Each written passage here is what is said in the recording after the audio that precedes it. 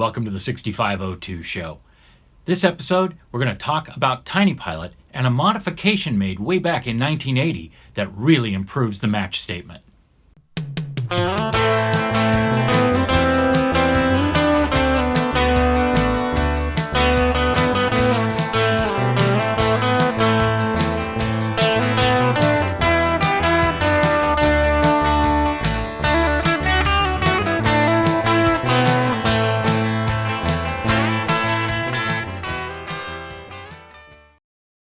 TinyPilot had been out for about a year when Robert Schultz sent in an article that allowed the match statement to behave more like Pilot 73, and his code appeared in the October 1980 issue.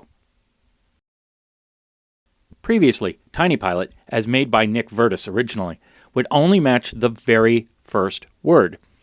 So, in this example, we see which disk drive do you have is asked, and you get an answer.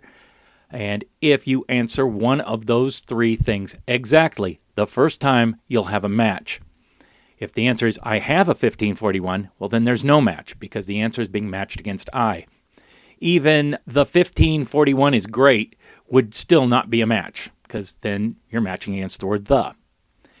With the augmented match command, you can ask the exact same question and have the exact same matches, and yet the routine will work through the typed-in sentence till it finds the match. It could be, I have a 1541, and there'll be a match. But you'll notice that with this power comes some issues. Other matches could include, I wish I had a 1581, or my 1571 is broken, or the 1541 was trash, or whatever. All those would match because the matched terms are in the answer. All right, let's take a look at what regular TinyPilot will do with a match comparison. First, let's write a little program.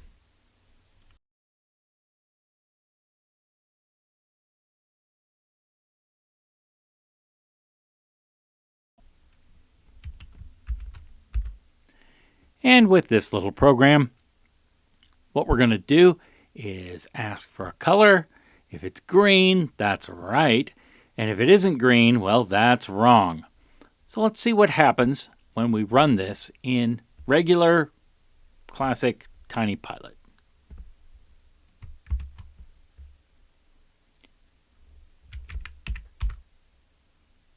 Okay, that's to be expected.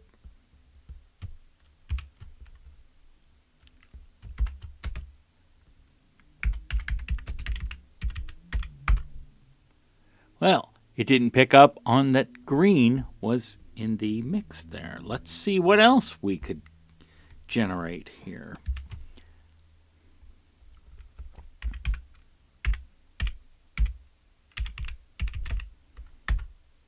No, that's wrong also, because it just can't see green.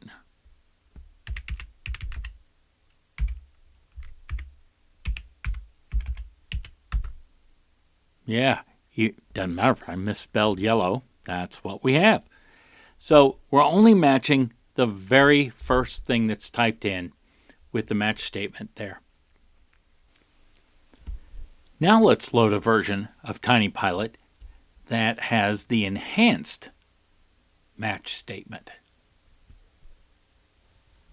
This version that I'm going to load, I just call it M+. You'll see it come up in just a second. But it resides in Riot RAM. The X statement, which swaps string variables into and out of the matching area, is located at 1780. And right after that, I've put Robert's enhanced matching routines, and they latch into the main program. So Riot RAM isn't available, but then again, how often are you going to call a machine language routine that you've tucked away in there from TinyPilot?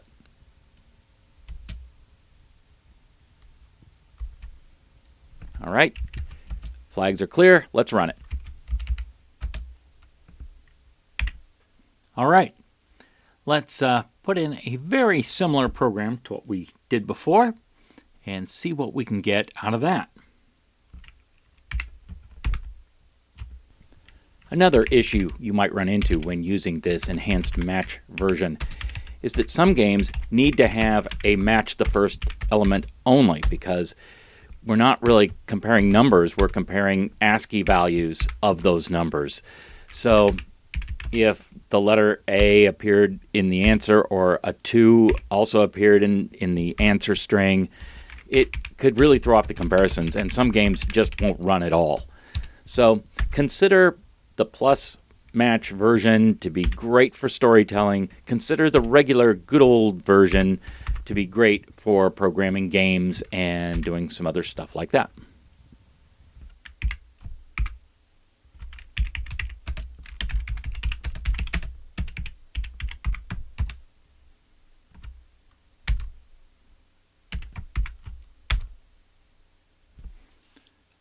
That should do the job. Let's see what it does. My favorite color is green. We would expect that. Well, let's try this.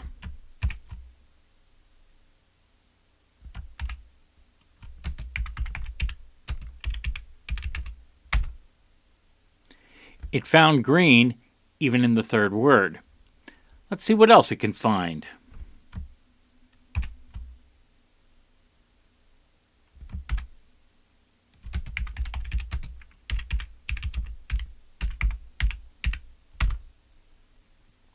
Okay, that met the test.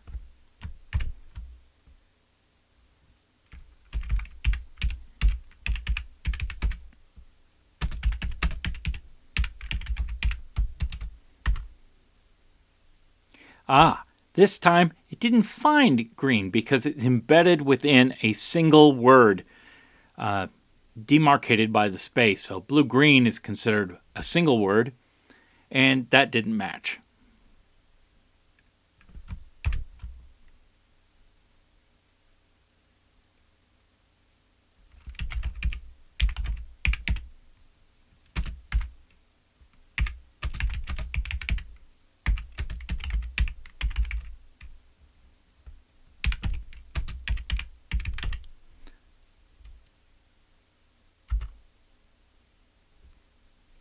And despite my abysmal typing, clearly, even way down the road, you can find green in the string and it will find a match.